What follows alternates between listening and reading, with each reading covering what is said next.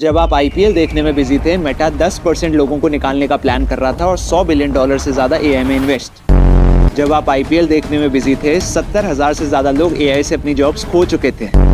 और जब आप आईपीएल देखने में बिजी हो, चाइना ने मेटा की $2 बिलियन की एआई मानस की डील ब्लॉक कर दी। समझ रहे हो आपकी नजरों के पीछे क्या चल रहा है? Secret AI war. जिस कंट्री के पास एआई कंट्रोल होगा, उसके पास आने वाले टाइम में न्यूक्लियर पावर से भी बड़ी पावर होगी। इंडिया में भी एआई का इम्पैक्ट बहुत जल्दी दिखेगा।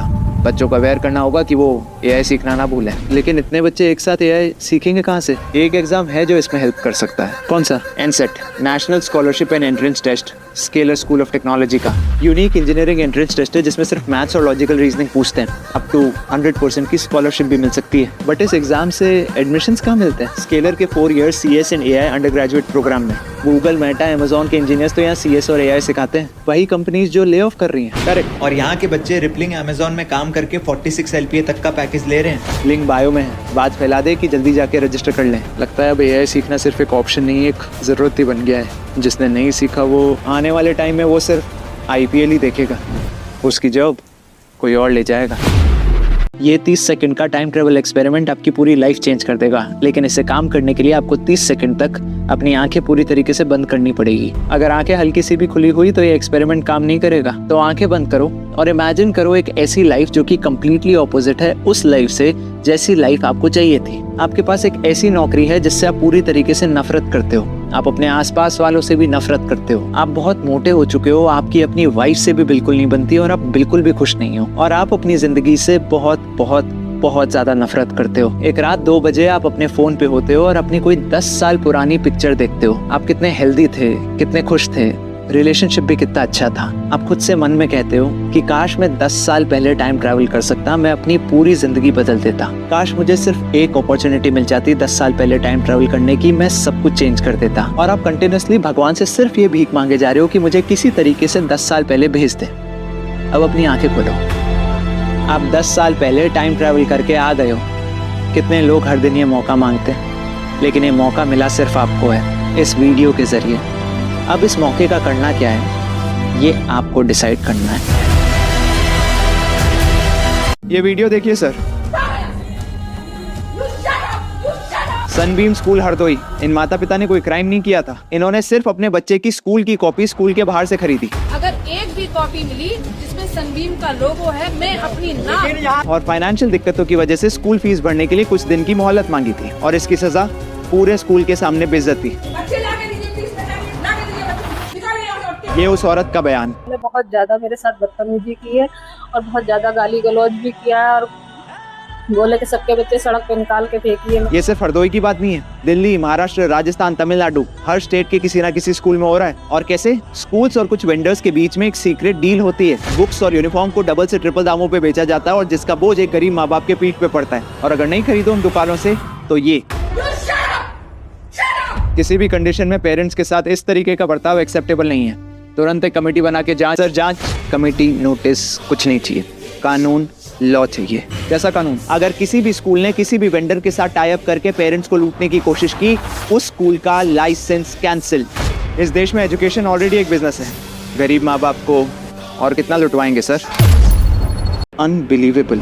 पहले के ह्यूमंस 2 स्लीप साइकिल में सोते थे। क्या मतलब? 1700 से पहले लोग फर्स्ट स्लीप और सेकंड स्लीप लिया करते थे। सनसेट होने के बाद अराउंड 3-4 घंटे सोते, फिर अराउंड 11-12 बजे 1-2 घंटे के लिए वापस उठ जाते। और क्या करते? प्रेयर करते, मेडिटेशन, लिखते, क्रिएटिव सोचते। रात के टाइम शांति होती थी तो रिजल्ट जल्दी और ज्यादा प्रोडक्टिव आते। फिर सो जाते और सनराइज से पहले अराउंड 4-5 बजे वापस उठ जाते, जिससे अपन ब्रह्म मुहूर्त कहते हैं, जब माइंड सबसे ज्यादा एक्टिव होता है। करेक्ट। तो फिर ये 8 घंटे कंटिन्यूसली सोने का पैटर्न कहाँ से आया? धीरे धीरे इंट्रोड्यूस हुआ इंडस्ट्रियल रेवोल्यूशन और इंडस्ट्रियल कैपिटलिज्म के बाद, जो लाए थे mister John D Rockefeller. Revolution के बाद फैक्ट्रीज को खूब सारे वर्कर्स चाहिए थे जो उनके साथ सुबह से रात तक काम करें, इसलिए फोर्सफुली उनके स्लीपिंग पैटर्न को भी चेंज कर दिया गया। ओह, इसलिए लोगों की क्रिएटिविटी और विल पावर धीरे धीरे खत्म होती चली गई और स्लीपिंग इश्यूज भी बढ़ते चले गए। यस, एक एक्सपेरिमेंट भी हुआ था जिसमें रिसर्चर्स ने कुछ ह्यूमंस को बिना किसी आर्टिफिशियल लाइट्स, फोन, स्क्रीन्स के कुछ हफ्तों के लिए एक जगह रखा था। फर्स्ट वीक में सब नॉर्मल रहा, लेकिन 4th वीक आते आते वो लोग automatically 2 sleep cycle pattern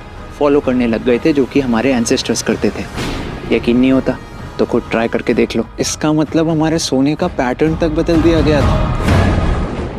Mumbai, Delhi, Bangalore में आज एक 2 BHK मिनिमम 2 से 3 करोड़ का है। अब ये स्टैट्स देखो, इंडिया के टॉप 1% आज वो लोग हैं जिनकी इनकम मिनिमम 3 लाख रुपए पर मंथ या उससे ज्यादा है। इस हिसाब से अगर आप टॉप 1% भी बन गए, अगर आपने अपनी पूरी 100% कमाई भी सेव कर ली, ना खाना, ना रेंट, ना घूमना, आपको फिर भी 10 से 12 साल लगेंगे दिल्ली, मुंबई, बैंगलोर में एक घर अफोर्ड करने के लिए। ये मिडिल क्लास का स्ट्रगल नहीं है, ये वो स्ट्रगल है जो आप टॉप 1% में पहुंचने के बाद फेस करोगे। बाकी 99% वाले लोगों को तो भूल जाओ। वो ऑटो वाला जो सुबह 6 बजे से ऑटो चलाता है, वो डिलीवरी बॉय जो 12-12 घंटे मेहनत करता है सिर्फ 20,000 रुपए कमाने के लिए, वो टीचर जो पूरे दिन बच्चों को पढ़ाता है, और ऐसे ना जाने कितने ही लोग जो दिन रात मेहनत करते हैं सिर्फ इस एक उम्मीद में कि एक दिन अपने सपनों का एक घर होगा। इनके लिए मुंबई, दिल्ली, बैंगलोर में आज एक ठीक ठाक 2 BHK मैथमेटिकली इम्पॉसिबल है। मुश्किल नहीं, इम्पॉसिबल। और फिर बच्चों को आज स्कूलों में क्या सिखाया जाता है? सेव करो, SIP करो, फाइनेंशियल डिसिप्लिन। डिसिप्लिन? अरे डिसिप्लिन से क्या आपकी एनुअल इनकम का 10 टाइम जितना महंगा फ्लैट आ जाएगा? क्यों इस देश में बच्चों को अपने खुद के घर का एक झूठा सपना बेचा जा रहा है, जबकि आपका खुद का सिस्टम ही टूटा हुआ है? वो दिन दूर नहीं जब इस देश में अपना खुद का घर होना एक दिन सपना हो जाएगा लोगों के लिए,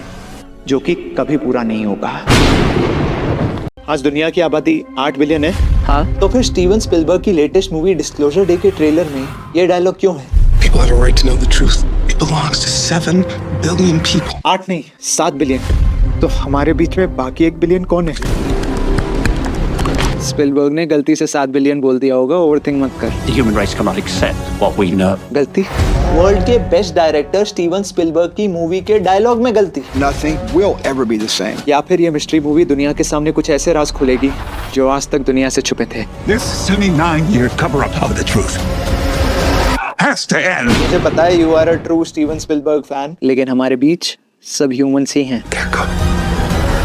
एलियन फाइल्स रिलीज होने से पहले सबको यही लगता था, लेकिन आज What they know could change everything. Religion, governments. अच्छा, तो कौन है ये लोग? कब से हमारे बीच में? इन लोगों का मिशन क्या है? और सबसे इम्पोर्टेंट, इन लोगों को पहचाने कैसे? ये सब डिस्क्लोज होगा 12 जून को सिनेमा हॉल में डिस्क्लोजर डे के साथ। मेट गाला के ये डार्क सीक्रेट्स लोगों को पता क्यों नहीं है? मेट गाला ये क्या है? फैशन का ऑस्कर समझ ले। हर साल मई मंथ के फर्स्ट मंडे को होता है न्यूयॉर्क में। यहाँ हो सकता है कि आप बिलियनर हो फिर भी एंट्री ना मिले। मतलब वो की editor in chief Anna Wintour guest list finalize करती है। अंदर टेबल्स होती है जिससे ब्रांड्स और कंपनीज 25 लाख से 2.5 करोड़ देके खरीदते हैं, और वो सेलेब्स को इन्वाइट करते हैं, लेकिन अप्रूवल हमेशा इस लेडी के हाथ में है। इवेंट है या कोई इल्यूमिनाटी की मीटिंग? और सबसे शॉकिंग, अंदर जाके सिर्फ 20 सेकंड बात कर सकते हो एना से। 21वें सेकंड नेक्स्ट गेस्ट। ये तो सरकारी दफ्तरों से भी बुरा हाल है। और जो करोड़ों के आउटफिट सेलेब्स रेड कार्पेट पे पहनते हैं, अंदर जाके वो भी चेंज हो जाते हैं। हैं जी? यानी कि जो भी न्यूज़ आई कि करण जौहर ने मनीष मल्होत्रा का आउटफिट पहना था मेट गाला में, 2 करोड़ के आसपास का आउटफिट था, 5600 घंटे लगे बनाने में, 85 डेज, वो सिर्फ 4 घंटे पहना। यस, मतलब 1 घंटे का खर्चा आया लगभग 50 लाख। और अंदर फोन, सेल्फी, सोशल मीडिया कुछ भी अलाउड नहीं। लेकिन कई सेलिब्रिटीज की तो फोटो आई है रूल तोड़ते हुए, उसके बाद उन्हें बैन कर दिया गया। यहाँ तक कि डोनाल्ड ट्रम्प भी बैंड है इस इवेंट से। Who would you never invite back to the Met Gala? Donald Trump? देश का प्रेसिडेंट ही देश के किसी इवेंट में जाने से बैंड है। क्या इंडिया में मोदी जी को किसी इवेंट में जाने से बैन किया जा सकता है? अब इलेक्शन के टाइम पे बंगाल का हाल देखिए। लेकिन अगर यही इलेक्शन इंडिया की जगह जापान में होते हैं तो कैसे होते हैं? आइए देखते हैं। हाँ भाई, इंडिया में इलेक्शन के टाइम का माहौल कैसा होता है? घर घर जाओ, ढोल पटाखे बजाओ, वोटर्स को खरीदो, गिफ्ट्स देके। ये सब अलाउड नहीं है जापान में। अच्छा, आप लोग वोट किस नाम पे मांगते हो? रिलीजन के नाम पे? बेस्ट टेक्निक हमेशा जीतते हैं, अपने काम और रिश्ते के नाम पे। अच्छा, कैंडिडेट्स किस तरीके से वोट्स मांगते हैं? रैलीज होती हैं, ऑपोजिशन को ऐसे लाउड स्पीकर पे नीचे दिखाते हो। ऑपोजिशन के खिलाफ कोई भी गलत स्टेटमेंट पे पेनल्टी है। सच बताओ। और ये जो पोस्टर्स और लगाते हो, ये इलेक्शन के टाइम पे हर जगह पोस्टर्स, होर्डिंग, सब जनता का पैसा उड़ाओ ब्रांडिंग पे। पर्टिकुलर साइज का लगा सकते हो, लेकिन वो भी सिर्फ एक फिक्स जगह पे, हर जगह नहीं। और उस जगह सारी पॉलिटिकल पार्टीज को सेम जगह मिलती है। और मीडिया क्या करती है इलेक्शन के टाइम पे? बिक जाती है। हर समय पॉलिटिकल प्रमोशंस चलते हैं टीवी पे। टीवी या रेडियो पे पेड पॉलिटिकल एड्स दिखाना अलाउड ही नहीं है। अच्छा, फाइनल क्वेश्चन, इलेक्शन के टाइम पे डोनेशंस भी खूब आते होंगे। कहाँ से आया, कितना आया, देश को बता सकते हो? पता हो किस कंपनी ने किस पार्टी को कितना डोनेशन दिया तब तो बताएं। सारा फाइनेंशियल रिकॉर्ड पब्लिक रहता है। क्या लगता है इंडिया में भी क्या आने वाला एक इलेक्शन जापान की तरह होना चाहिए?